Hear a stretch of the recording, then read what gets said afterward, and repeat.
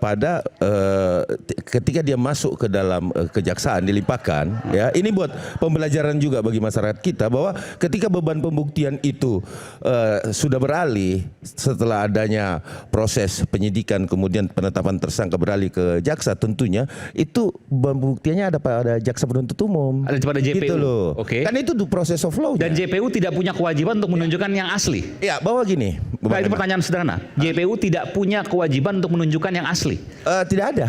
Tidak ada. Tidak ada. Karena prosesnya yang kita harus pahami di sini adalah 160/45A. Oke. Ya, yang di pasal yang disangkakan oleh mereka. Itu? Tidak ada kaitannya dengan pasal jasa. Soal apa itu? 160 itu penghasutan. Penghasutan.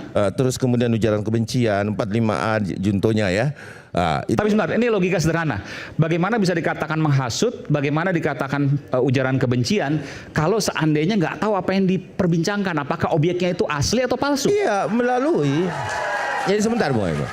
Melalui media, mereka mengungkapkan melalui muhabalah kalau nggak salah pada saat itu ya, mereka adakan podcast bersumpah demi Allah dan di atas Al-Quran.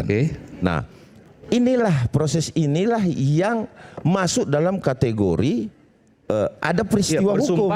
Bersumpah atas nama Tuhan. Iya. Kalau ijazah itu palsu. Gitu. Iya. Sementara dia tidak memegang aslinya atau dia tidak mengetahui kebenarannya. Tapi ini kan perkaranya bukan ijazah S1 ya. Iya. Ini ijazah SD, SMP, SMA. Yang mereka persoalkan. Setahu saya itu. Jadi ketika kemudian ada peristiwa yang memang ya terpenuhi dua alat bukti cukupnya dari kepolisian.